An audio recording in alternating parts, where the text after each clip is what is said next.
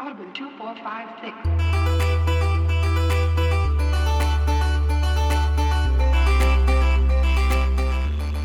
6. File corrupted. Beginning recovery process.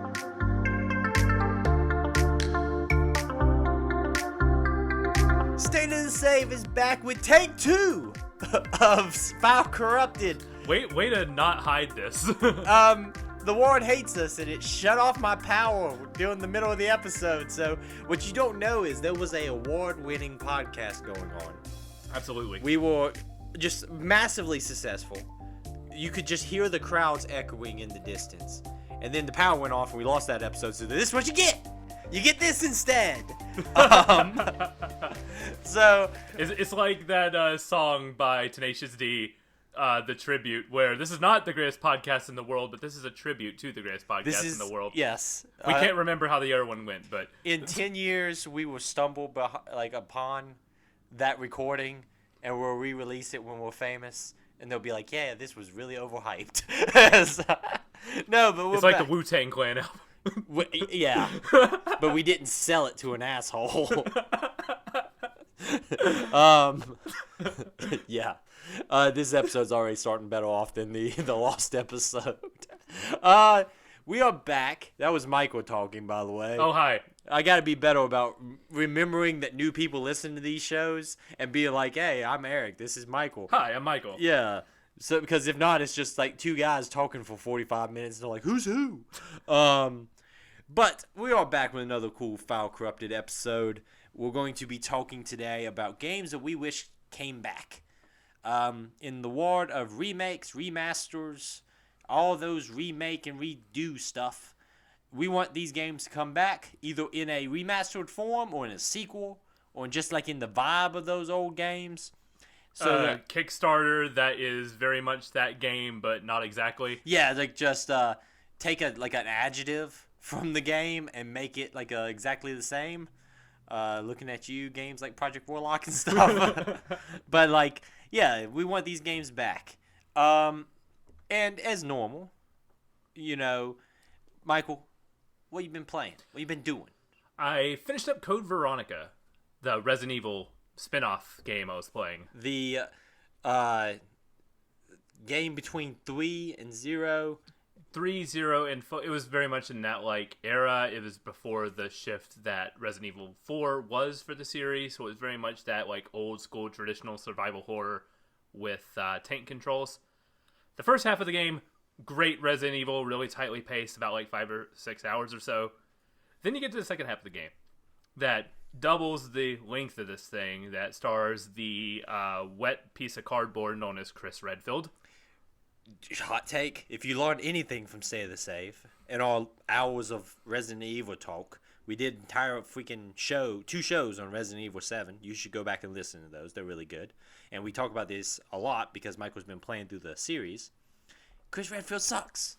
He's so boring. Leon Kennedy is the true hero of Resident Evil. I don't give a shit what you say. Wesker needs a better foil, because Wesker is too good to only be able to play off of Chris Redfield.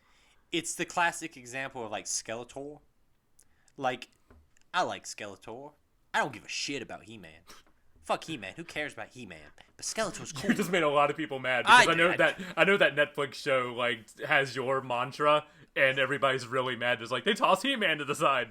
Who cares? I have not seen that Netflix show because here's the other big surprise. I don't really care that much about Masters of the Universe.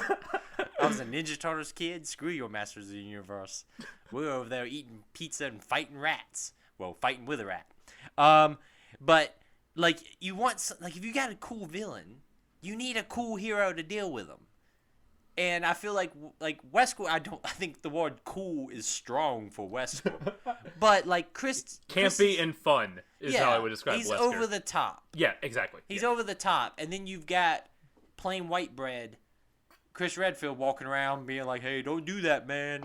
You know, I just feel like he doesn't. You need a solid snake, liquid snake dynamic. Yeah.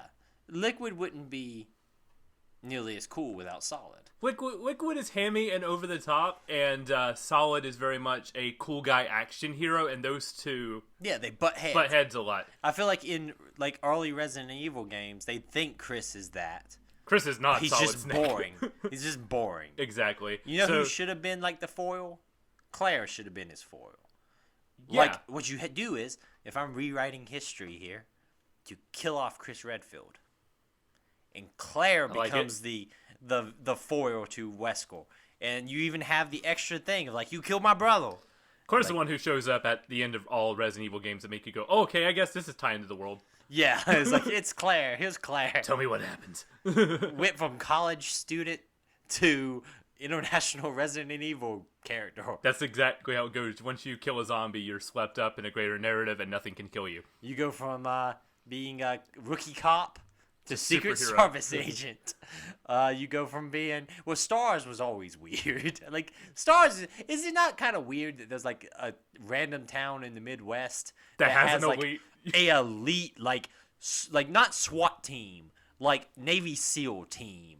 Like, Stars is more advanced than even, like, a SWAT team. Like, these are not guys who on the days they're not doing drug busts, they're doing, like, cop stuff. No, these are, like, Navy SEALs. How much of the revenue is going into Raccoon City's police department that they're like, we can have a special tactic and rescue squad? Think about that police station. That police station. It was built on a freaking art museum. It was built in an art museum, but like also it's a 3-floor building, not counting the basement that goes into It goes into a sewer. That goes into a secret lab. How deep is Raccoon City? First of all, like It's very deep. Very deep. Like, I mean, you saw that giant crocodile alligator that's down there. Like that's a big alligator. Like sewer systems are notoriously very small. not Raccoon City. Yeah, but Raccoon City is like, here's enough to allow a tsunami of shit to come down this way. I can see the sculptors going, yeah, it's big, but can this fit a giant alligator? we might need to expand our scope a little Brian, bit. I need you to go up to the museum, get that Tyrannosaurus Rex, monument thing. Bring it down here. Let's see if it fits. If it fits, we'll go 2 sizes bigger. Which key was it about the spade key? Do I need the heart key or the... You want to talk about some like really inefficient stuff? Like their entire electrical grid runs off of chess pieces. Resident Evil weird war, do you think about it? And there's like notes that are like, not just saying where it's going. It was like the queen can't be next to the king piece, which can't be across from the pawn, which can't be diagonal to the rook. I got a kid coming, so I got some time off coming off from work. I'm gonna write all my notes for my people behind. I'm gonna leave them in vague Resident Evil written. So it's like my password. I changed all the locks. The password to the computer is stored underneath the bathroom stall on the 2nd floor. And then I'm gonna write a little note on the bathroom stall, but I'm gonna rip it. It's like strategically, so it only shows like half of the password. I locked your desk. Yeah, I'm gonna lock the desk and put like a key in a box somewhere. Like I'm just gonna make a game out of it. How fast do you think that'll get me fired? But get back to what we're talking about. Go Veronica. Go Veronica. First half of the game, great. Second half of the game goes on for a little too long. I still ultimately enjoyed it as a whole, but you could have cut out that back Antarctica section with Chris Redfield and some of the obtuse design decisions. Like, alright, so they have item boxes to solve that are specifically made to solve one puzzle in the first 2 hours of the game. Yeah. Where you have a fire extinguisher to get an item, and then, there is a metal detector. You can't take any items to the metal detector, otherwise the system will shut down. So you need to put the fire extinguisher in the container. And you're like, I already solved the puzzle with the fire extinguisher. I don't need this anymore. Well, 10 hours later, when you're in a different character in a different location, let's say about a tropical island to Antarctica distance. Okay, in the same neighborhood. It locks you out of the best weapon of the game if you don't have that fire extinguisher. So you had to go back and think, I might need this arbitrary thing 10 hours later in order to have a better shot against the final boss. Otherwise, I hope I have enough ammo, because that's another thing with this game. There are the knife that you always have in a Resident Evil game is a pickup item that you could miss. So if you don't have that item and you don't have ammo because you didn't see a boss fight coming, congratulations, your save file is broken. Reload a previous save or you lose. I hate that. I hate those kind of things. I am okay with letting the game punish me for stupidity. If I do something dumb or lazy and the game punishes me for it, that's fine. I should not find that out 10 hours later. But that is an old school kind of Resident Evil problem.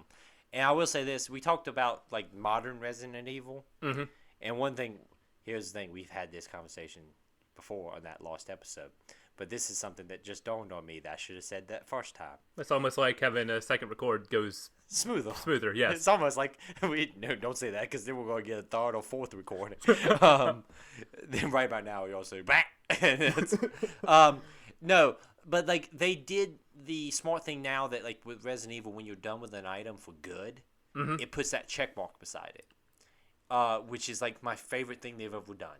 Well, they do that in Veronica too, where they just straight up say, "Hey, you're done with this item. Do you need?" But it doesn't do that for every single item that you have. Like it does. Like I don't know if you refill the fire extinguisher and then use the fire extinguisher in Antarctica, then that it will do that or not. Because spoiler alert, I didn't have the fire extinguisher. How would I have known to take the fire extinguisher? I found about this after I was in Antarctica and was like, "Are you kidding me?" Because there's some puzzles near the end of the game that just like. I was like, I pulled up a little bit, may have cheated and pulled up a guide to help the last 2 hours of that game go smoother because I was like, I'm ready to wrap this up. That's not your fault. That's in my mind. If the game is at the point that you're like, let's just get through this, it's a fault. The game overstayed its welcome. It did overstay its welcome. You could have cut out like 2 to 3 hours of this game and been a much tighter experience. Because if I were, let's say if I was playing classic Resident Evil 3, like a 5-6 hour game, if I got soft lock like 3 hours in, I'd be mad, but I would come back to it because I only wasted like 3 hours of my time. If I broke my save file 10 hours in, I would have deleted this game and never touched this game again. Yeah, I mean, it's all about, at that point, you're like, I basically restart the game because I didn't move this one item. Like, it's one thing if the game gives me 30 shotgun shells before the boss, and I stand against the wall and shoot all 30 of them into a wall and then walk into the room and don't have enough ammo. That's one thing. That's me. That's me being dumb. Mm-hmm. But in the case where, like, I use an item to get something, the game doesn't tell me any reason why I should keep that item around. I leave it somewhere. Then I leave that location, never to come back.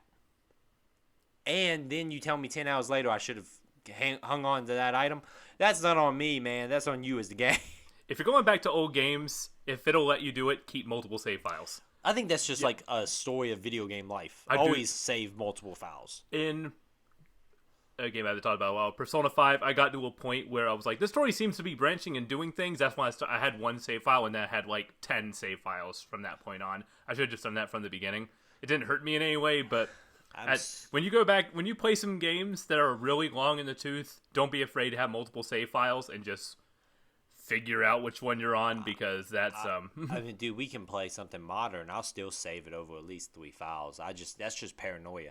I've usually been a one file guy. This is my save. I'm keeping on one file, but in my older age, I have the fear of having to backtrack, so I'm just gonna keep. I do like a 1, 2, 3 where I'll go down, like I'll overwrite the first save. Then the next time I'll overwrite the second save. That's why I do the third. Like I do like a very. That's what I did for Code Veronica until I got to like some points that I'm like, there's gonna be some roadblocks coming up. So then I had a fourth one and was kept. New Vegas taught me that lesson. That's not just a matter of like the game being bad design. That's just a matter of this quest is broken. I followed in New Vegas. There's a sequence in which you are following quest lines for multiple factions, and eventually you have to pick an option. There's like 4 options. Yeah. I naturally, because I wanted to see as much content as I could, followed each path as far as I could, but somehow in that process, I broke the sequencing, so all 3 factions turned on me, so I lost access to all the factions. Oh no. So I only could do one of the options, which is the anarchy option of like, no gods, no masters, it's just Eric now. And I just took out everybody. But it like ever since then, I do that tiered system where I overwrite files in 3. We all have a game that breaks us in that way. I think mine was KOTOR 2. I broke that game and could not continue. No, that wasn't. I was about to say, is that Obsidian 2? That is Obsidian. That is Obsidian. Obsidian is the one who teaches us these hard lessons. You guys today. Oh, Alpha Protocol too, man. That's it. Funny you brought up Alpha Protocol. I thought about Alpha Protocol yesterday, and I thought to myself, boy, would it be odd to do Alpha Protocol for this show. I thought about it. Okay. Anything else you've been playing? I will save some other games I've been playing for another time. Since Yeah. Went a little bit long on the Resident Evil discussion. I just won't bring up Resident Evil on here because even though I'm going to play some others down the road, I feel like dear listener is probably pretty tired of me bringing up Resident Evil. It's been a weekly occurrence, but we like that franchise. And also, Resident Evil 4 will be being played on this show one day. It will be. By force of will. It's not gonna. There's nothing that will stop us. I'll boot it up right now. It's like you thought you were getting Undertale. Nope. Surprise. Surprise. Resident Evil 4. I've been playing. I told you how I bought the Tomb Raider games. Yeah. I've been playing Rise of the Tomb Raider, which is the second game. Very solid video game. It is a solid video game. Because I bought like the Game of the Year edition or whatever that had all the DLC. I'm a little bit like in that mode where you're like, here's every optional tomb. Here's every optional everything. And so you can kind of be like almost like overwhelmed by content when you enter areas. And also because it has so much of like the DLC costumes and weapons, like I can theoretically just pick like the most powerful costume in the game and be almost bulletproof. And like you're supposed to be gaining parts to build like the pistol and stuff. I can just pick off a pistol right from the get-go and have like a Desert Eagle. So that's a little bit like I kind of been cheesing it a little bit. But there should be a way for you like in a menu option to like turn off and on like DLC content. Like, yes, I want the optional tombs. No, I don't want the optional weapons. There is some, because if I have a gun that has bigger numbers in my inventory, I do not have the willpower to not pick that gun. There is some gatekeeping where it's like you have to get to the point in which you can get a pistol to get those guns. Okay. So, but instead of me starting off with that little small pistol, I went straight to having a Desert Eagle. Like when I get to like a shotgun, I'm going to be able to have like a semi-automatic like death machine shotgun. But I will say my favorite thing about that game is the optional tombs. Oh yeah, those it's are like fun. it's straight up classic Resident Evil, and they're gimmick tombs basically. Like each one's like, here, this one is all about manipulating waddle, or this one's about like a pulley system. It reminded me of I think I played this before Breath of the Wild, but they're very similar to like the shrines in Breath of the Wild, like mini like dungeons that have one specific puzzle that you need to solve to get like an item, which in Zelda would be like a piece of armor or upgrade item that you can use to like build out your inventory for. It's I'm really enjoying it. I'm at that point where I'm just kind of slowly chopping away at it because I am trying to do I'm definitely doing every optional tomb because they're just, in my opinion, the optional tombs are the highlight of the entire game. But it's those games are freaking great, and I wish they would keep that franchise alive. You know, I want more of those. Like I said, I played the first one. And now I'm on the second one here, and I own the third one too. But that game is at its best when it's just me going into tombs, raiding stuff. I don't really care about the story. I had to look up and remember what the heck happened in the first game. I thought I remembered. I'm like, oh yeah, they crashed on an island. They had to get off the island. Island has magic. Oh, yeah, it was like I was like, oh shit, there's like all this magic shit. But to me, Tomb Raider is as most interesting when it's just like, here's Laura. She's trying to get an artifact. And let's just have an adventure. Like, I don't really care about, like, an overarching plot in Tomb Raider games. I just want adventure in a tomb with Lara Croft. I said it already, but Breath of the Wild. That's what you want. Yeah, I'm gonna enjoy it. That's on the list. I think that might be a baby game because I can play it on my Switch. So that means, like, while sitting beside a baby sleeping, I can play it. You don't have to buy it. I'll lend it to you. Just have fun. Yeah. So, yeah, there you go. It's even better. Free is better than paid. Especially when you got to, pay for baby stuff. So I'll be talking about that. I think I'll talk about that on the next proper show. Mm-hmm. Other than that, I didn't play much. We went to a WWE event yesterday, so I'm still a little bit tired. Had a good old time. Saw that John Cena guy. That pretty cool. Cool they came to a house show. Yeah, house shows are better than TV. I don't give a shit. One day I'm going to put out a poll if people care about other content from us, like if I could do a wrestling show, like a wrestling podcast. If we make one of the bonus shows about wrestling, just so you would have to keep up with wrestling. I would just make you keep up with wrestling. I'll keep up with wrestling in the healthy way of like, I like these people. When we go to live shows, we have a good time. But like me, I'm like, I've had to sit through all these shitty Raws. And then like when I actually enjoy something, it's like, look at this. This is actually good. I follow wrestling via the WWE YouTube channel, and occasionally a suggested ad will pop up that's like, here's a 3-minute clip from a match, and I go, that was a cool kick. Then exit out and never think about it again. Or it's me telling you things like, here's the good shit, and I leave out the 2 hours of bullshit. But yeah, we went that. That was fun. Is Elias safe? Is he all right? Fuck well, Elias. I don't know where the hell he is. We yelled at Xavier Woods trying to get him to come be on this show. We were going to kick Nick off and make him our new co-host. As you can see, that's the second time we joked about kicking Nick off. I think the third time will just be mean-spirited at that point. I offered to kick Nick off for Kenny Omega. I offered to kick Nick off for Xavier Woods.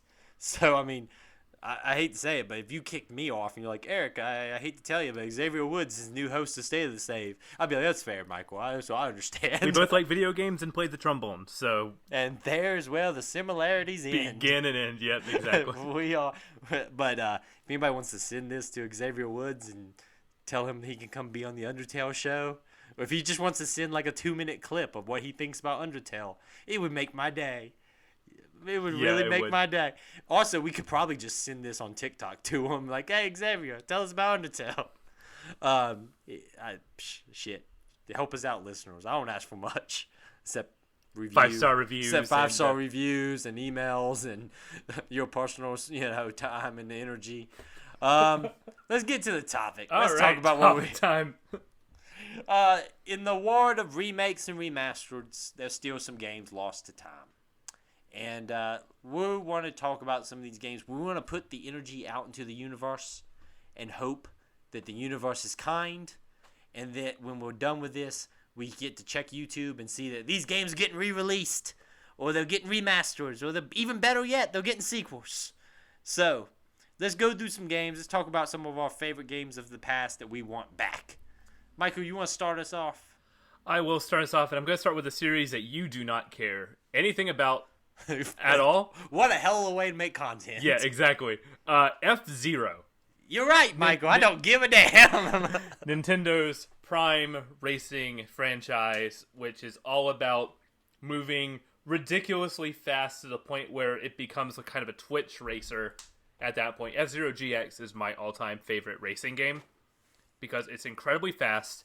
There is so much character in, like, the most ludicrously hard but insane story mode, like, ever for a single racing game. And there's been some attempts to bring that style of racing back, like I believe it's called Fast RMX and Redout are some of the games that try to do that. But F-Zero is more than just like fast cars and loop-de-loops. There's a personality to it. It needs like that electronica heavy metal guitar energy to it. You want something that's a cross between like a pod racing and wacky racers.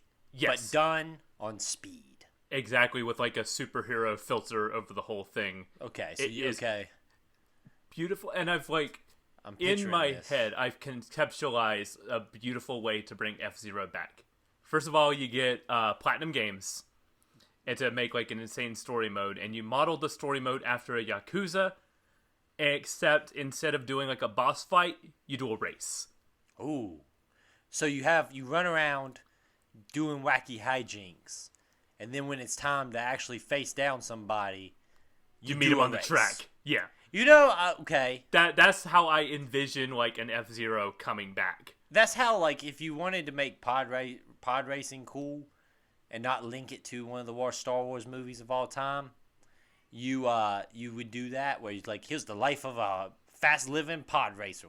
So it's like a life of a fast-living F1, I could get behind this. Because you can make like a brawler style, like you can have like stuff off the track where you're like fighting like waves of goons, like you are in like the Kiru Yakuza games. But then like instead of like doing boss fights, we're gonna meet on the track and we're gonna settle this dispute here. Then have a win condition was like you gotta win the race but knock this guy out. You can have a love interest who's like, no, you're pushing too far. Why can't you just leave it be? And you can be like, no, my life is on the track. I can't do that. Captain Falcon would definitely be a main Falcon, character to do that. Like it would have to be centered around Captain Falcon because his whole personality is like he is a superhero who just happens to race. So that's like. You have a ridiculous concept, and one of these days I'm going to bring my GameCube over and have you experience F-Zero GX, because that is the most insane racing game I've ever played. It is wonderful. You could literally just have him, like, challenging villains, like, fighting the minions, in like a just a beat 'em up. Yeah. And then when he gets to the main, villain, it's a race. Yeah, exactly. And, beautiful. And then... That's just the story mode.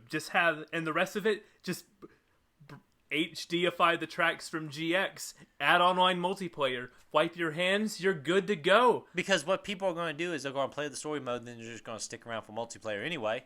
So, dude, then you just have all the villains or your selectable, people to race as.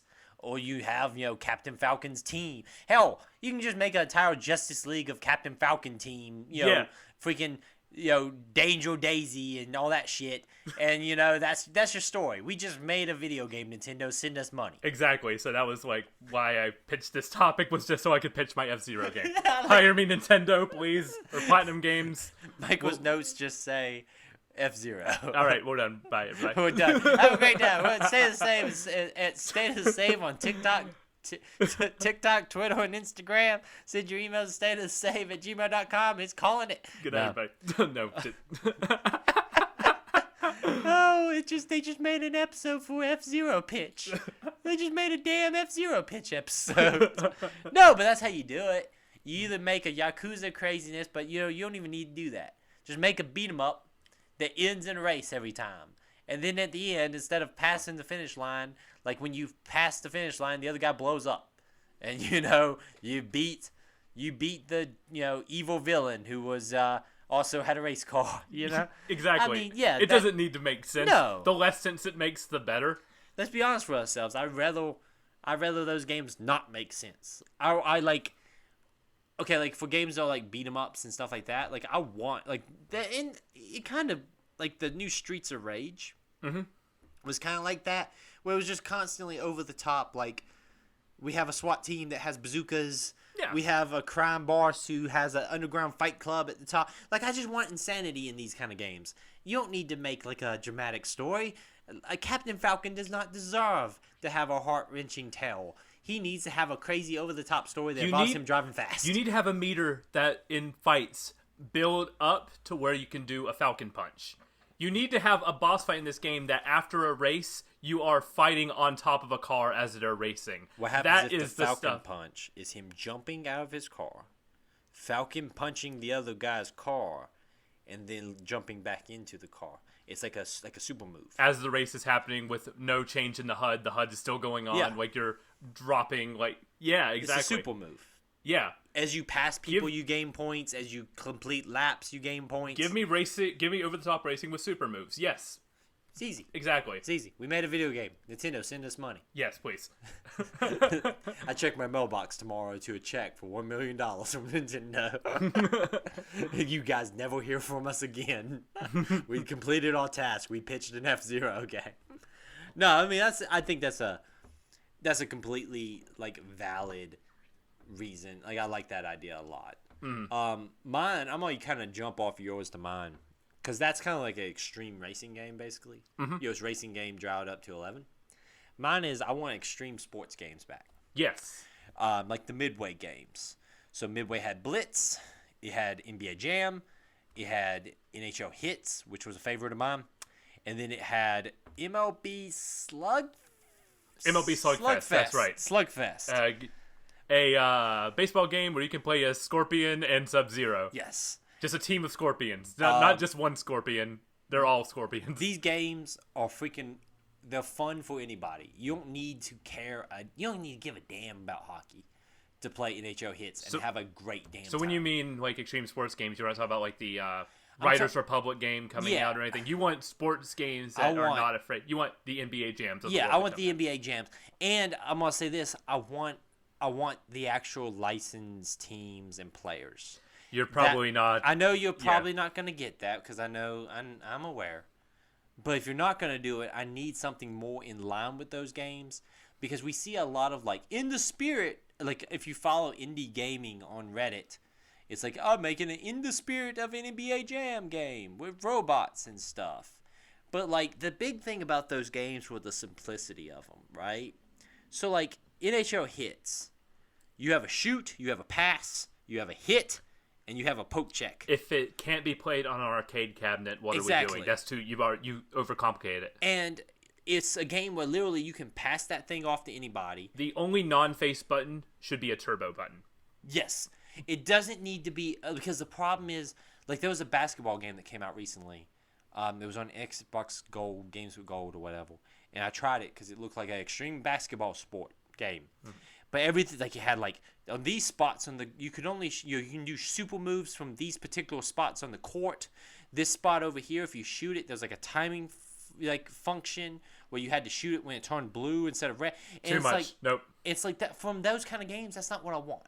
I want a real fun, fast-paced, preferably short games. Like Blitz games on average are less than 5 minutes. I just want a crazy, fun arcade experience where I can just go have a bunch of fun and walk away from. Or a half measure of this instance would be fine too, like the NFL Street and the NBA Streets. I was about to jump into those because the NBA Streets and the NFL Streets, I prefer the NBA Streets to the NFL Streets. I just think they're better games. The NBA Street games also do a lot more different than the NFL Street games because NFL Street was just here's a Madden but you're playing in a park or something because there's not really much different from.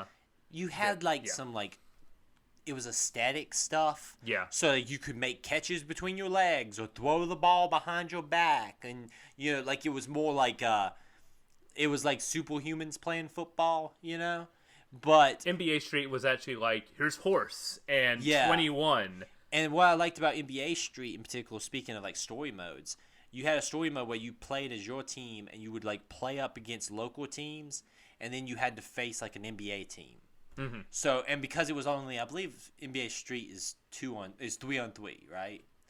That's right. I think you had an option to do 1-on-1 too. I think it was 3-on-3 or 1-on-1. Yeah. But I'm thinking particularly on the story mode. The story mode. Yes, and the big thing about the NBA Street franchise is it had like a very simple counter system, right? So you have a block. You have two different versions of a block, right? One would stop a layup. One would stop a dunk.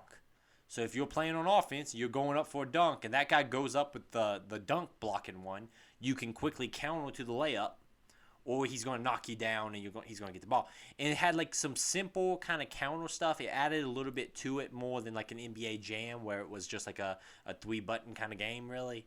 Just a shoot, pass, and the steal button had to be like. There was strategy to it, like you had to time it exactly, like when they were like mid dribble to like there was swipe the steal. Two different kinds of dribble moves you could do, but like you could do a dribble to counter a it wasn't overcomplicated. It was literally rock paper scissors. You got your rock, which is a swipe. I got scissors, which is I'm gonna swipe the ball to the right, and then you're going to. Or if you did your other one was like a strong block or whatever, and you could like bounce the ball off the guy's head with the counter to it. It was like a rock paper scissors. Yeah. And so it was once you got the hang of it, anybody could figure it out how to play the game. But then you got the in-depth kind of strategy you start getting into of like, okay, well he's using this particular, he's doing the double hand block that stops dunks. So I'll go up for the dunk, I'll wait for him to jump, and then I'll quickly counter into a layup. Like that was like the one step above like a jam. An NBA Jam, but it was still quick. It was able to pick up on the game. It was fast paced, and in a world where all sports games seem to be going more and more into like simulation sports games, where it's like we're really getting into like the nitty gritty of how things go on throughout the game. sometimes I just want to have like a pure, crazy, insane, sports experience. And I get, like I said, for licensing reasons, we're probably not going to get like an NBA official licensed version or whatever. But the reason why I kind of want the license behind it is one of the fun was being able to play as those players in these hyper crazy wards, So like in NBA Street, being able to play as Kobe Bryant and do like 12-foot jumps. It's how you picture these people when you're like 10. Exactly. It's how you picture sports as a kid, where like these are superhumans. As an adult, you see the nuances of it, but when you're a little kid, I was really, really big into sports as a kid. These people were superhumans. Yeah. Like Randy Moss catching balls one-handed was like literally the same thing to me as Spider-Man swinging around. Like it was just that impressive. And these games like heightened up that aspect of sports without having to heighten up in baseball, understanding the infield fly rule. Those games should exist, but I want the alternative of the insane extreme sports. Exactly. Games that you that you would pop in at a buddy's house and get play one match of and then figure it out for the second one. Yeah. Okay, I got the hang of it. Let's go. Hey Michael, you want to play Blitz? I've never played Blitz before. Play one game. Oh, we can now play Blitz together. Like it's simple, straightforward. It's like teaching someone how to play Uno, but you can have a ton of fun, laughing, joking off. It's just a great time. Yeah, exactly. That's my big genre that I want back. What made me think about it in particular was NHL Hits 2002 is sitting on my shelf over there, and I was sitting there. I was like, man, I want another NHL hit so damn bad. And NHL, EA's NHL franchise tries to do a 3-on-3 kind of hockey style.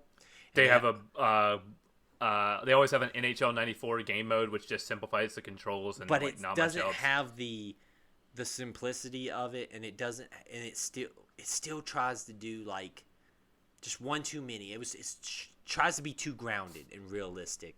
Like when you go back to hits and it's like, oh, people are doing spin moves to get past hits, and it just so I just want that level of quick jump in, have a great time, and jump back out.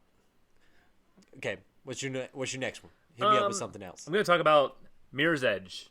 And now you might be saying, didn't we get another Mirror's Edge game in 2015 or 16? The answer is yes, we did.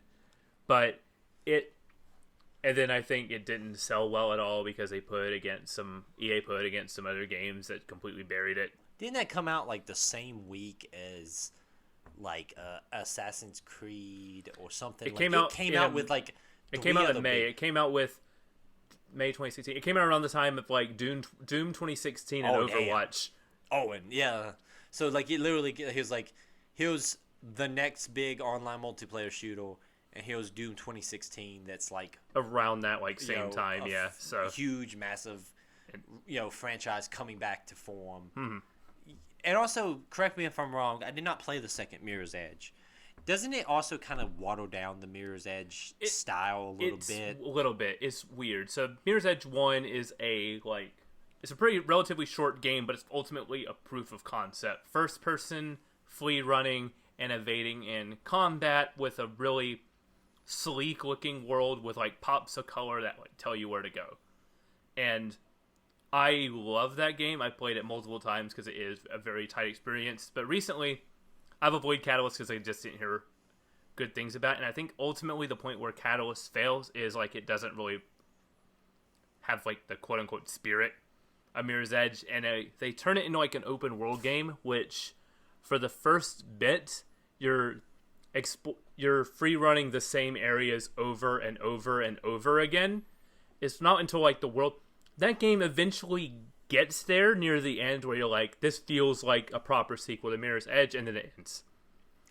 It's and so it's one step forward, one step back, because I think we're even though I love the original Mirror's Edge a lot more, I think they're similar quality-wise.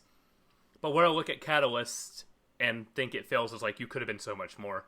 Because they lock being a prequel thing or reboot, they lock, I think I talked about this on the show before, mentioning how I was playing it, but they lock some of the moves you have in the original game behind a skill tree. There should not be a skill tree. I should just have these free running moves to begin with. Like, you get a grappling hook, which extends like your momentum a little bit as you like swing it on particular objects, and also is what opens up the map more. Yeah. So me being really loving Mirror's Edge, I'm like, there's a way to do like a real Mirror's Edge 2, even though I don't think we're going to get it. I would just like to see something like in that world, like the first person free running, like the speed and free throw of it. Where Catalyst I think succeeds is the combat. I thought the combat was great. I think one of the things you brought up with it being an open world is when you're doing these like the free running parkour stuff, presenting it in a way where I'm like constantly getting to do cool new challenges, like in this part you run up this flagpole and jump off. Like, that's the fun of like watching those videos. When you're doing an open world, you very much naturally figure out like, okay, this is the quickest path back to where I need to be. And that might not be necessarily the most interesting path, but it's the most efficient. It takes out kind of like the improvisation of free running. Yeah. And there are structured missions that are not set in the open world, and I think those are the best ones because they're like, the end of that game is you running up like a collapsing skyscraper. Stuff like that. And that is the thing that I think that game does extremely well. You want more of that, and you want less of the open world stuff. Less of like, because like I said, you're naturally just going to take the quickest route there. And that might not be the cool route, It might, and also it feels like filler at that point.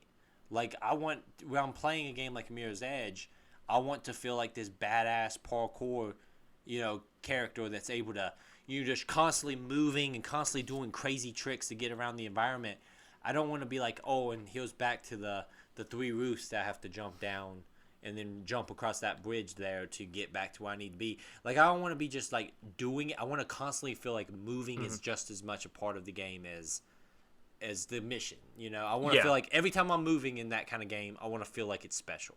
Because that's the selling point of the game. You're selling that game off the fact that I can do these crazy parkour stuff. And I might be looking at the original from rose-colored glasses, but I feel like that's what the first game was. Or at least it was almost there. I played some of the first game not long ago, and it had a lot of that. Like, it was pretty good about feeling good about constantly moving. Like, even at the beginning in the tutorial stages, it was still pretty good about, like, you constantly felt like you were progressing towards the environment and doing new stuff. Like, so I think sometimes open world games, like, you lose some of that really curated, nice, organized kind of experience because you're like, okay, now the world's big and open, but what's the purpose? I made that argument about like games like No More Heroes when we talked about that game in particular. Where it's like, what am I gaining from this being an open world? I'm just having to drive to go trigger these events where I'm not really exploring anything. There's nothing really I'm gaining from this being an open world. Exactly. So, like, just because you made an open world doesn't mean it's interesting. Sometimes it's just a barrier for me to have good times. Yeah. And so, like, right there with it sounds to me like that's a case of, like, your open world just made it a barrier to me to have a good time. And when you're exploring the areas the first time, it feels good. It's when you have to backtrack through those areas. Like, and eventually you do circumvent it by getting like a fast travel system where you can speed up that flow. So the back half of Catalyst is really good, but the back half of Catalyst is like 3 to 4 hours. And at that point, it's just like we need more of this, and I think it would have been. So I want somebody to take a swing at a proper Mirror's Edge sequel, because I think the thing from Catalyst that captures the vibe of the original Mirror's Edge the most is actually the theme song by Churches. It captures the vibe of that game. So whenever that like pops up on like a jukebox as you're passing by or on my playlist, I always think, man, Mirror's Edge was a great game. It's a good theme song. Check out Warning Call. It's an excellent song. Add that to your Spotify playlists. Yes. No, I mean, and this is the last thing I will say. You talk about like the game gets better when you get a fast travel system. And a game entirely based around movement, that's a problem. I shouldn't have to want to skip the movement. You're right. Yeah, exactly. And that's not me being like, I gotcha. That's just like... No, I'm here agreeing with you. That's just my my feeling on it. Like if the skipping the movement in a game based around moving. Let me get to the missions because the missions are great. It feels like that was unnecessary padding. My next game/franchise is I was watching the reveal of Ubisoft's, whatever. I will say it wrong on purpose just because it irritates people. New team-based shooter, and I said to myself, Tom Clancy-based team-based shooter that just looks like a really crappy version of like Call of Duty / like with some Overwatch ability. It does not look good. Is that a mobile thing too? Like no, it's like a free to play, but it's just bad looking. I saw it once. I forgot about that completely until you mentioned it here. And I was looking back. I was like, there was a time where I really liked like everything that had the Tom Clancy name on it. Like when, like Rainbow Six was like before Rainbow Six Vegas, and then Rainbow Six Vegas and Vegas 2. I like Siege a lot, so I'm gonna kind of let Rainbow Six slide on this. But then I was like, man, Ghost Recon used to be really good. Like Advanced Warfighter and stuff like that. Those first 360 games were really good. But then the one that kept like sticking to me was Splinter Cell. I almost had that on my list, but I was like, I have a feeling Eric's going to talk about Splinter Cell. I love Splinter Cell, and it's a game that's so opposite of my normal playstyle. I'm not known for my patience. I'm not known for my love of stealth sequences. But the first one I played was Pandora Tomorrow, which was the second game. Mm-hmm. And then I played Chaos Theory. And I don't know if I ever actually went back and played the first one. If I did, I played like a couple of missions of it. That might be a good one to play for the show, maybe. I thought about it. In particular, I thought about Pandora Tomorrow because I remember a lot of Pandora or a Chaos Theory, too. Chaos Theory is very good. And I'll defend the later games. Oh, yeah. Conviction and Blacklist were a lot of fun. Dude, Blacklist. And I even really liked, I believe it was Blacklist, that had the mechanic of like the triggering like a room clearing special move. That was in Conviction, but Blacklist had it too, where you tag enemies, and then once you kill enough enemies, you can just hit, I believe, triangle. Yeah, or and it would Y, and it will just do like a slow motion like zoom, and you can just headshot, which is great on. First of all, the later games had incredible co-op multiplayer. Oh yeah, like split screen. So me and my good friend, we were constantly just like tagging guys, and we're like, ready, go, and executing that move at the same time. There's a coordination to the stealth in that game that just feels great. And they even attached like a scoring system to Blacklist, which I know some people thought it made it too arcadey, but I really liked how it like graded your playstyle if you were like silent, assault, or like a panther, which is why I was where I was like a lethal stealth person. I mean, I don't know why people would hold some weird standard against that when like Metal Gear has done that all the time. Like they've always had ranking systems. Mm-hmm. Also, like Blacklist had the really cool way of like, and I think Conviction did too, where it would show your objectives in the environment. Yeah. So cool. Like you would be walking down a street and it would like have a spotlight shine on a building and would tell you your next objective, or things were always in the environment. You would walk down a hallway and painted on the wall would be like, your next objective. It was always presented to you in a cool way. The first 3 games are very like similar in style. Sam Fisher goes in at night to complete objectives and save the world as a super spy. But then like when Conviction and Blacklist came out is when you started getting into things where it's like Sam is doing operations in like subways in downtown New York during the day, or Sam is trying to stop a coup in Washington, D.C., and you're doing missions inside the fucking White House. Or trying to stop Anonymous from hacking the planet. Yeah. Or Sam is working as like a bodyguard for a terrorist group undercover, and you having to like find ways to not like kill people because, Sam's, trying to, play like he's this crazy, assassin but not actually be a terrorist. Like that franchise, I just have so much like love for that franchise, and the fact that like Rainbow Six is safe because of Siege, right? Siege has secured Rainbow Six. We'll see how not quarantine. They'd renamed it Extraction. I saw it. We went to a store today with my daughter, and I went by GameStop, and there was a poster in there out in front of the window with Extraction on there. Is that coming out this year? When's that? Dropping? They've got a poster already on the. I didn't go in there because why would I? But I don't buy stuff from the GameStop, man. Like that might be I might be talking about Rainbow Six in a few years, but I was just sitting there thinking about Splinter Cell, and then I just I'll tag in on here like Ghost Recon really needs to have somebody figure that shit out. I do not give a damn about Wildlands or whichever the last one was with the fucking Punisher in it. I forgot the name of that. It like Breakpoint. I'm at the breaking point with the Ghost Recon It's always series. like weird, generic military names in those things. Like I just don't give a damn about those games at all. Like to me, Ghost Recon is either an extremely slow-paced tactical game, which those were actually pretty damn good. I'm trying to think of the first one I played. Was it like a Jungle Assault or something? There was a Jungle one like the PS2 days. That was I think the first one I played, and then it had a demo on one of those jump pat discs. Yeah. I played a bunch of. I played that one. That was I think my first one. It threw me off because it was the one first-person shooter I played where you couldn't see the gun. I was like, "What is this?" Yeah, that is weird, and I think that's the last one in that franchise that did that. Because then when I rented like Advanced Warfighter around that time, and I was like, "This game's great."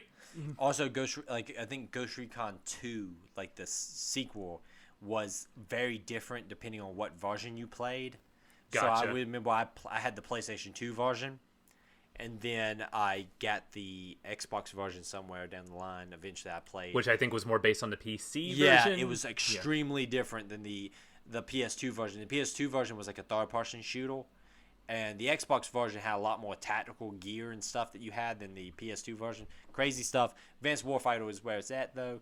Those two games for the 360 are fucking great, and probably the last like actual good ones in that franchise.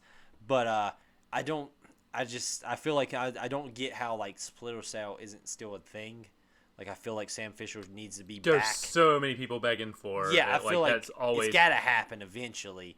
But at the same time, I don't know if I trust anybody over there at that company not to fuck it up. You gotta climb these towers hit Y. I don't want Assassin's Creed, and I don't want the one thing like.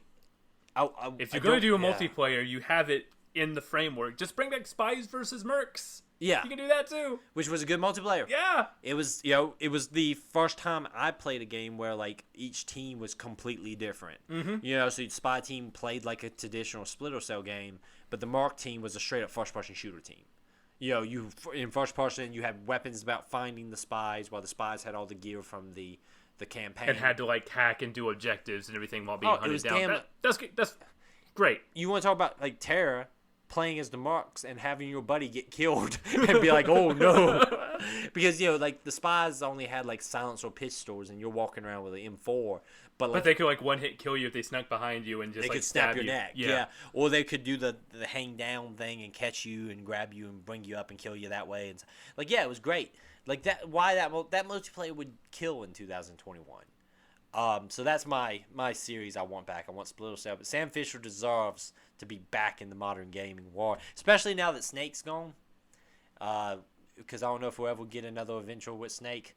Now's the time for Sam Fisher to come lead the charge in Stealth Heroes. He was in, I think, a Wildlands DLC. Yeah, I don't give a fuck about that. Yeah, I remember a clip from it going around where they said there was a guy making moves in Afghanistan, but he went quiet. And Sam goes, "I heard of him. I guess I'm the only one left." Is what he says in like relation to Snake. Yeah, but okay, cool, Sam. I'm like, that's sad, but also like that's a really good like tribute, but also it means nothing if you don't do anything with it. Yeah, he's like, I'm the only one left, and I don't have any games. And instead, let's play the game where fucking the Punisher is here wearing like Crossbones helmet, like you play those old Ghost Recons, man, and like Advanced Warfighter got into crazy shit. It was crazy shit, but there was always like a basis in like reality, and like now you got Wildlands where it's like we're jumping out planes in ATVs and we're fighting drone armies, and it just feels like I just don't give a damn, man. I want Ghost Recon to be back to slow paced more, tactical first-person shooter or third-person shooter, military games. But Splinter Cell is the big one I want back. Exactly. What's your next one? So we finally got Metroid coming back. But Metroid's only one half of the phrase Metroidvania. We never satisfied. Well, we're Thank not. you. We got Metroid back. We got Metroid. Now give us more. Where's Castlevania? I mean, you could argue we have Bloodstained. Isn't that what you want? I'm like, It's not the same. It's not the same. I mean, sure, it's another Metroidvania in the pantheon of really great Metroidvanias, but what I love about Castlevania is like the gothic aesthetic of it. I love Dracula, Alucard, the Belmonts, all the sub weapons and everything. I'm gonna be really short with this one because mainly you could do, and there's a lot of tenets of Castlevania that you can do. Like, I know Lords of Shadow 2 wasn't what people wanted. I like the first Lords of Shadow, but you have that style of Castlevania. You have Curse of Darkness and Lament of Innocent, which is another type of 3D Metroidvania thing, and then you have the classic 2D Castlevania. Basically, I just want something with the word Castlevania on it. And I think with the success of the Netflix show and the spin-off they're doing with Richter Belmont, they've done some Castlevania re-releases, and there is on a ratings board in Australia, there's the Castlevania Advanced Collection, which is a remaster of those, supposedly, what it sounds like is a remaster of those Game Boy Advance Metroidvania games, which, cool. But, yeah, I'm going to be really short with this one. Castlevania should come back. If it's a Metroidvania with just Castlevania slapped on it, I mean, cool, but, you should... More people, because of that show, are interested in Castlevania now more than ever, and I'm surprised no one... I mean, it's Konami, obviously. No one... So that's, my fear, too, is that, there's no one who would do it justice. Yeah. But why aren't we at least trying... I now think is the time for Castlevania to emerge more profitable than ever. I'm of two minds. One, there is so many great independent and small studio games doing that style, or especially of the Symphony of Night and the classic 2D versions. Mm-hmm. That I'm well, there is games that can kind of fulfill that need. But my other side of the brain is this is the time. The iron is hot. You're coming off of an extremely popular Netflix series that's getting a spinoff.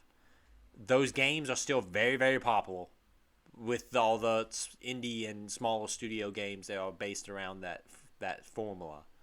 Why the hell not? I feel it's like a layup at this point. Exactly. Even though it's I don't know if it'll be the best, but at the same time, why is no one trying this? Why are they leaving so much money on the table? My only argument is the fear that you come out and you're not as good as the inspired by Castlevania games. Does it hurt you more than just not releasing something? But then I think that's just a dumb defeatist mentality. We can't do better. I was you're not going to do better if you don't try.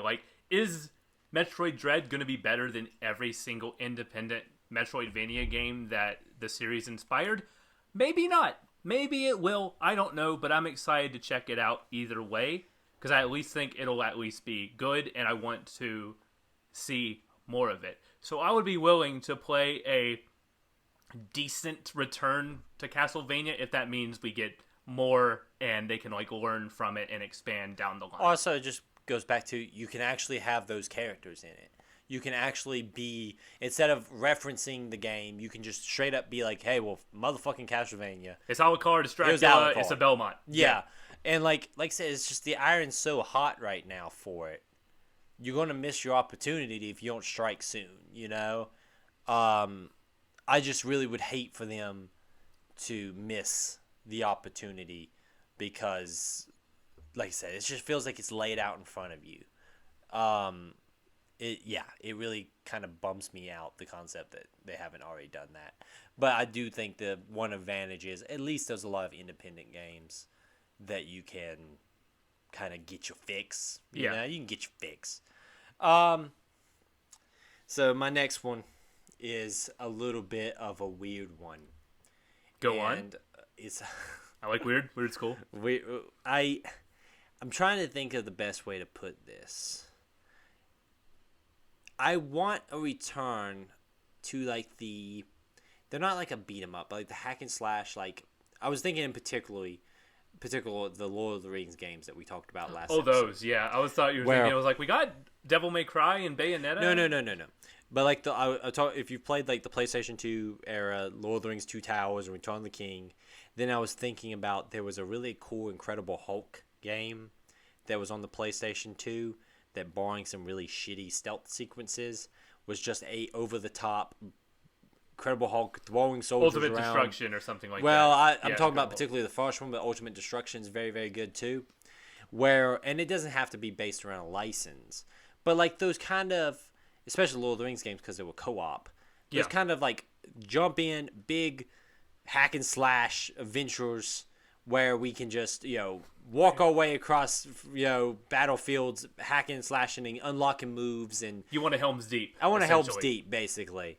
And I was trying to think about like the Shadow of Mordor games are like, I would say almost there. But they've become more like a Assassin's Creed now because you have all the concept of like having to scale towers to gain like insight into the environment. True, but yeah, that first one in particular, I think was was in that vein. It was definitely a combination between like modern action games like the Arkham series and an Assassin's Creed. Yeah. But I think a lot of that spirit of like let's just have a big freaking battle. I think the big thing is co-op missing.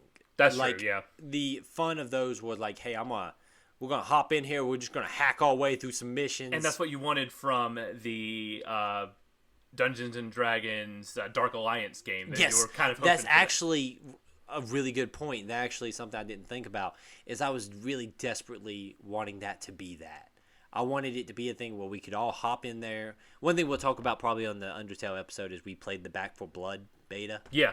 But and that one we'll talk about that more, but that brought me back to a time exactly that. So I want more of that, but like I was thinking particularly in like the hack and slash third person adventure games because like it was so fun just to have you have your buddy over and like unlock some cool moves, being like, oh man, I got the fire arrows now. And I wanted that Dark Alliance game to be that, where we could just all hop on there, have a good time, venturing around, and fast attack, strong attack, block. Yeah. Because I love the magic button. I love games like Devil May Cry. I love the Bayonettas of the world, where they're a lot more technical. Like you want to learn like really good technical combos. I fucking love that last Devil May Cry 5. I mean, it's fucking. You want to talk about video game? Like, dude, that's video game right there. Dante has a move in which he swings around tires of a motorcycle, then puts the tires together to form the motorcycle, then rides around the mission, running over fuckers with a motorcycle. Yes. So what you're saying is it's the greatest video game ever made. Yes, it's pretty damn good.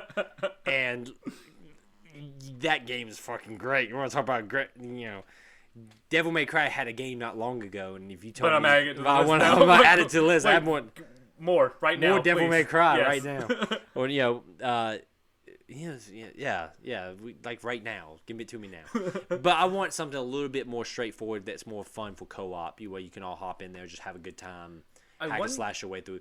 And like I said, it feels like that's why I hope Dark Alliance was going to be. And you specifically like third person, third person. Yeah, I mean like Blizzard.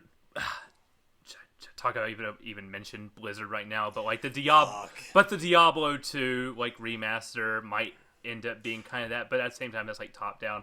There is the Baldur's Gate Dark Alliance games that's kind of like that Diablo style. Those are like that. I think that's more in line than Diablo. The reason why Diablo is you spend so much time in Diablo upgrading your equipment, and it kind of slows you down as you progress, in my mind. Because you're like, well, okay, I need to upgrade the battle helmet that I found, put the battle boots on. The Dark Alliance ones are a little bit faster paced, where it's like it's more about just getting in there, having cool fights, and then you do some light upgrades here and there. But no, you're right. But we're not getting a new Dark Alliance anytime soon because that crappy one that we just got. I think that's the problem. I want more of that kind of gameplay, especially in a co-op sense. I gotcha. And I say third person in particular because there is cool first person stuff. Like I said, the Vermintide series is very damn good. And jury's still out on Back 4 Blood. We'll talk about that when we do the next show because Nick will be on there. He played it with us. Not to go over it too much, but I thought that was a solid beta for a really interesting proof of concept. Like it's almost you heard a lot of I heard a lot of negative around that game before I played it, and I don't quite think it's valid. We had a really good time with what we did play. I think Nick's a point, and he'll probably talk about it when we talk about it on the Undertale show. Well, that's a game where you play like a chapter a night. Yeah. It's not something you're going to sit and plow through the whole thing in one sitting, and it's just more fun in small bursts. But I did have a good time while I played. Mm-hmm. But yeah, that's another kind of thing I want back. Which, yeah, let's do, you want to do 2 more? That sounds good. Let's do 2 more. Star Wars RPGs in the vein of Knights of the Old Republic. I'm not the only one. I'll do 1 more because that was my next one. Okay. Which I wanted I particularly said, solid license games that are RPGs, like a Knights of the Old Republic. That's why I said in the same vein, or RPGs in the vein of Knights of the Old Republic. Or Lord of the Rings: The Third Age. You ever played Lord of the Rings: The Third Age? I have not played Lord of the Rings. It's very fucking. It's a straight up Final Fantasy style game set in the Lord of the Rings universe. Okay. It's very good. I'm staring at it right now. But continue. But yeah, just like that style, it doesn't even have to, there's rumors of the Knights of the Old Republic remake being made by Aspyr, who did ports of Star Wars games and other big games for Mac, but I don't know if that's kind of gone quiet. So I just want to say either with Knights of the Old Republic or they have their kind of own take in it in the new canon called the High Republic. So an RPG set in that era, the peak of the Jedi and the Galactic Republic, would be an interesting setting for a choice-based RPG like this. I think that if you did it today, it would have to be a High Republic because that's what they're pushing. Those comics and there's books, and we're looking like we're getting TV shows. There's going to be a TV show, a live-action TV show set in that world. So framing the origins of the return of the Sith. Yeah. Stuff, and I'm having a dark mystery there. But I think that, especially early BioWare, let's throw Jade Empire in there too. Mm-hmm. That those games have so much just cool, crazy, off the wall shit that you wouldn't see in a normal Star Wars game. I'm thinking in particular, kind of the main twist of those games. I don't want to give it away, but that's just there's a reason those characters that are made in those games. We've discussed how to play longer games on the show specifically, so at one point we can't go and do Knights of the Old Republic. Yeah. But there's a reason why those characters from those games who are so popular that they still exist in fan canon. I'm thinking about one particular character. But Revan, all those. I'm thinking about Revan dudes. Revan, yeah. In particular, Revan, he has a fucking action figure that came out last year. Those characters mean something to people, and I feel the long form RPG set in an established license is a great way to really get to play with that license, because you get to explore crazy stuff that you never would explore in the normal movies, because you wouldn't have time to do a 40-hour adventure in a Star Wars movie. But in Knights of the Republic, you can really get deep into the craziness of this one particular aspect. And I would love to see some of that. I think people have become a lot more protective of their IPs. It's not like the old PS2 days. Yeah, where you would just get stuff and here, cool, figure it out, have a great time making a Star Wars game. Now it's well, how can we tie it to the film, and how can we we can monetize it. We can make more money off a mobile game than making a big 40-hour, 50-hour RPG. Mm-hmm. And I think that's lost a lot of the fun of really exploring those licensed kind of games. But yeah, man, dude, I would love to. I'm not a big fan of what I've seen of the High Republic stuff personally, but I would love to play a RPG set in it. It's a really cool era. There's a lot of interesting ideas. I've only read the comics, a few of the comics. You've read a book, I think, set in it. I started the book. I got distracted by everything. It takes a lot for me to read a book. I'm the worst book reader. I get really distracted, and if I put a book down for a day, more than a day, I can't finish it. That's just how it goes. Yeah. But, I mean, I could see, some really cool potential stuff. And then there's always been, the Scream, the Warhammer fan in me. I would love for, a fucking cool Warhammer RPG set in the 40K universe. The fact that it's not been done. That leads into my next one, which is my big, my purpose here. Okay? Your F-Zero. My F-Zero is Games Workshop, owners of the Warhammer 40K license, has this weird thing where we get more 40K games than we ever have before, but all of them are either mobile fucking games or just weird turn-based versions of the tabletop game. And then every once in a while we get graced with an actual really cool game. Like in Necromunda. Which was an okay one. I defend it. It's not that bad, but it's definitely like a 6 out of 10 kind of game. But there was once, Michael, a great Warhammer game called Warhammer Space Marine, in which you play as an established character from the Warhammer lore. Because I am a big book reader. I love me some books. And I particularly love me Warhammer books. To the point that I have a hard time breaking away from reading Warhammer books to read other books. On my nightstand, I have all these nice, really interesting history books and stuff like that I need to read. But then I just keep buying Warhammer books that sit higher on that list. I chop my way down because they release like 20 of them a week. But Sounds about right. Warhammer Space Marine was the third person shooter / Around the height of like the Gears of War era. Yeah, but it was a lot more melee based. Okay. Because you had chain swords and power swords and all that cool shit. It had an established character from the lore, and it actually told a story that progressed that character's story. You saved a ward from orc invasion, then you had to deal with some chaos shit, and it was great. It was amazing. It was also made by THQ. You might know why it's not getting anything. But the problem with Warhammer Space Marine is that it's this amazing game. It had decent multiplayer, but I always had server problems. Servers are always shit. But this game is amazing. Everyone in the Warhammer community, I think, can agree that Space Marine is great. It ends on a cliffhanger, and nothing ever happens.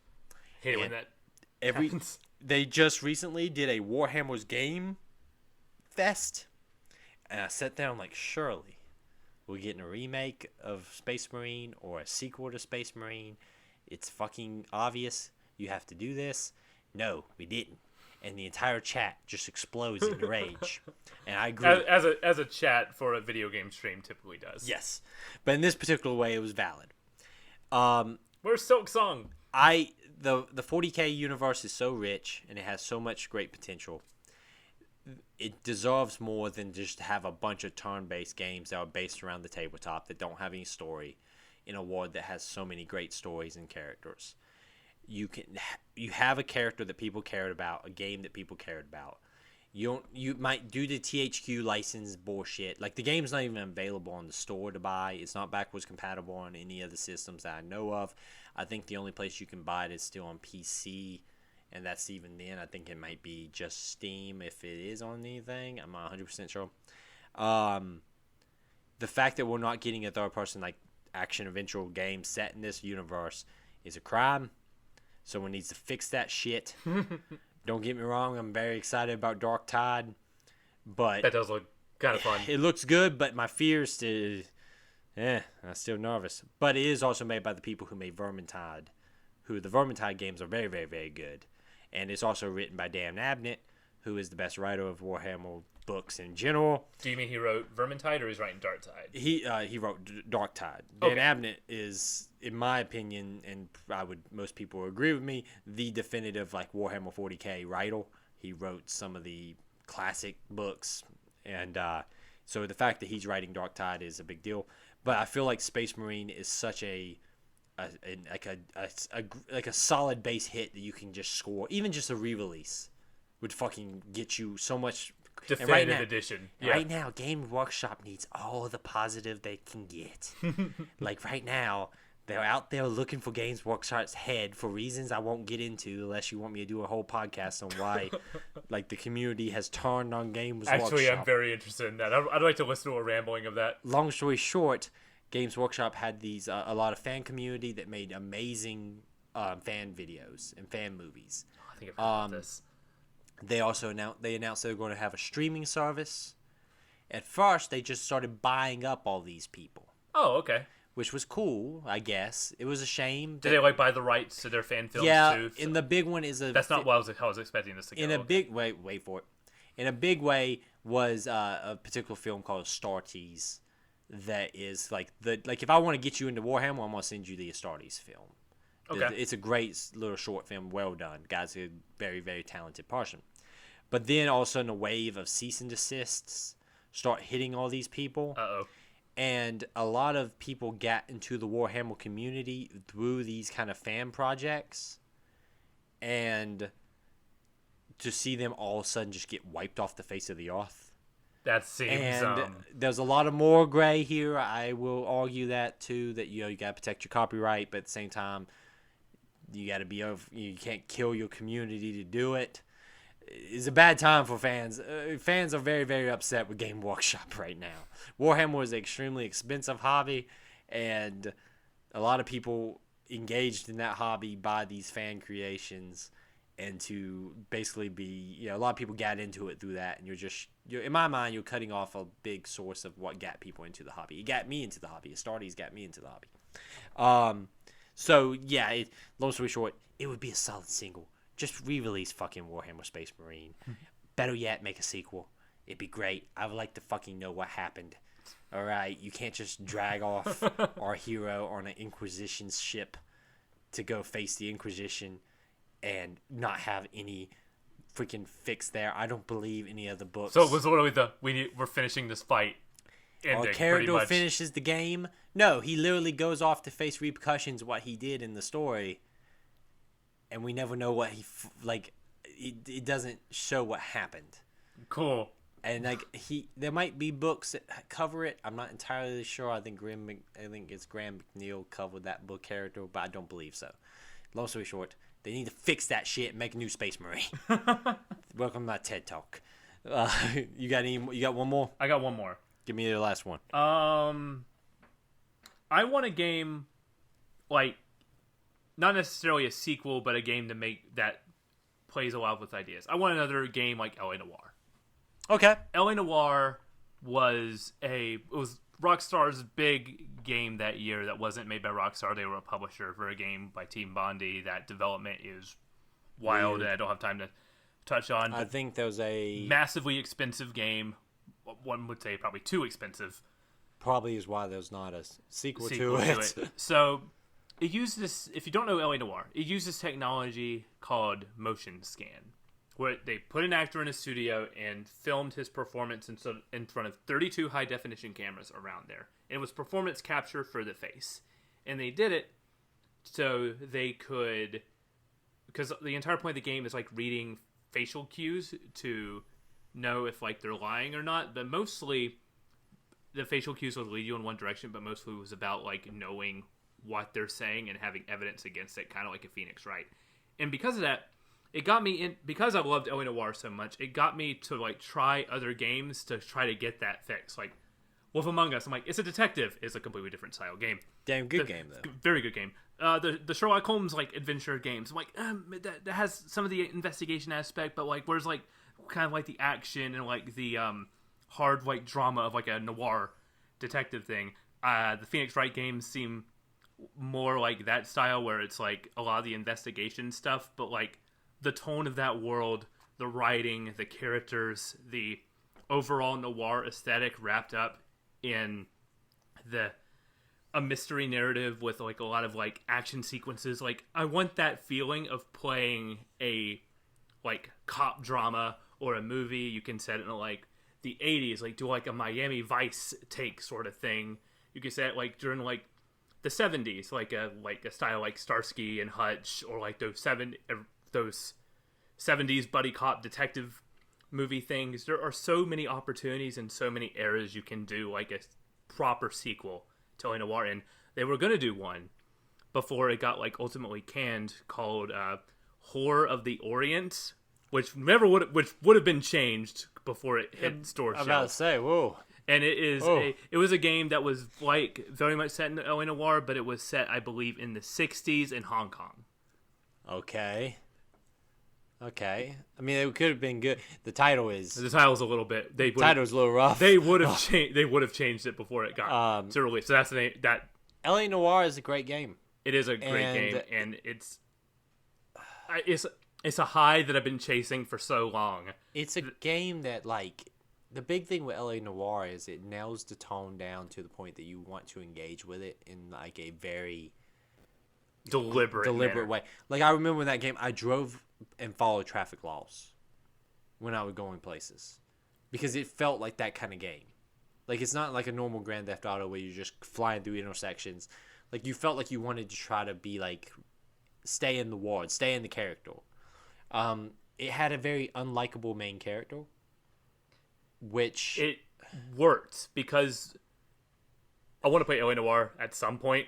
For it, we'll have to figure out, like, endpoints because it's structured interestingly, like, separate, like... Yeah, it's cases. So, like, each of all have, like, a structure of, like, a classic, like, noir-style film or, like, it's very much like a police procedural TV show. I'm about to say, because if I'm thinking about it, it's been a long time since I played it, but it's very, like, episodic. Like, you absolutely. have this case, and you close that case. You get a ranking at the end, and then it sets up the next one. The next case. And it's very much, every time I played the game, I would either play, like, I would never stop in the middle of a case. I would at least, like, when I started one, I would finish it. Yeah. It's like, I won't stop in the middle of an episode of a TV show. Yeah. And all of them range from about, like, half an hour to, like, the longer ones are about, like, an hour and a half. Yeah. And just everything I love about the game, like, the structure, the tone, the style, even, like, the action scenes, which were very much like GTA 4 at the time, still had, like, there was tension to it because you, like,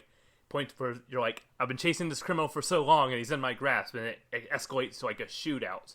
Those moments that just, like, organically happen in the story. There's a scene in which you go down into a sewer. At the end, that I remember just being such a big, like, it's like the most action part of the game, but it felt so cinematic because we haven't been having those kind of gunfights. Like, I think you get a shotgun, and it's like usually the gunfights were like you and one dude, and it was like 2 shots, and you might take him down or whatever. But here it's like, oh man, it's built to this. It's time to. It's the climax of a movie. It's the final shootout. Yeah. This is like the moment everything's been building to. The case is solved. We know all the loose ends. Now it's time to let. And like when you blow a case, like the feeling of like, oh crap, I can't believe I've overlooked this. Like, you know, it felt. I don't think there's ever going to be a game like LA Noire again, but I've been chasing that high ever since. I want a game to make me feel like I was when I was playing LA Noire, and also, which I know is a hard thing to capture. Yeah. Like, give me a game that makes me feel like I've been playing this one game, but I think a game that goes for it, like a game that's more of a detective game than an action cop game. That of all the games I played, nothing has swung for the fences in LA Noire. It has the most, like, ambitious. No, I think you're 100% right. Probably one of the most ambitious games ever made. Even though it stumbles in a lot of areas, I can overlook those because I think the good of that game is better than a lot of games. It's one of my favorite games of all time because it, even though it's probably far from the best game ever made, it tried something, and I've been chasing that ever since. So a follow-up, like a spiritual successor or something to an LA Noire would be. I don't think we're ever going to get it, but that's what I wanted to end on. Just no, and also they'll say something about trying for something big. Mm-hmm. I'm much more interested in a piece of art that swung for the fences and fell a little bit short than one that bunted. And LA Noire didn't just swing for the fences; it swung for a different continent. Yeah, and even if it falls a little bit short, they're still more interesting to that than something that was a solid single. You're like, hey, we went safe. Yeah, I just talked about how I thought just a re-release or a new Warhammer Space Marine is like a base hit, and like same with like a Castlevania. Or Castlevania, it's like it's a base hit. Why not do this? It makes all the sense in the world. It doesn't make sense to make another LA Noire. It doesn't, but if you did, like, because like Diegummit, they stepped up and they swung for the fences, and even and they burned the company down trying to do it. But like, damn it still did something. And man, I would rather play something like that than something that just played it too safe. That's a good list of games that I think we want back, or concepts we want back too. A little bit both. No, both, yeah. There's no rules here. Let's bring this thing home. Stay safe. We'll be back. next week with our first part of Undertale. We're playing up through Alfie's lab. So when you leave Alfie's lab, there we'll just get to the first save point, which is I think a couple screens past it. And it's that's standard state of the save protocol. Get to the next point that you can save after all the thing. But yeah, I'm excited about that. I'm about a little bit away from the completion point in that. We're looking forward to record that. Have a guest on there, I believe. Mm-hmm. So it should be 4 of us: me, you, Nick, and your guest John. Yes. So we're very much looking forward to that. That's going to be cool. Get some cool upcoming State of the Save stuff going on during this crazy time. As always, you can hit us up at stateofthesave@gmail.com or stateofthesave@gmail.com. You can hit us up at stateofthesave at TikTok, Twitter, and Instagram. You can send your requests to Xavier Woods to say, hey, State of the Save would like you to send in your thoughts of Undertale so we can play it on the show. What's up, Xavier? How you doing? We'll kick Nick off if you would like to come be on the show. I'm fine with that. I'll step down if you want to be on the show. Yeah, we'll kick everybody off. But you'll be the only one left. No, that's just an up, down, down episode. Exactly. But as always, thank you for listening. Have a good time. Stay safe out there. See you next week.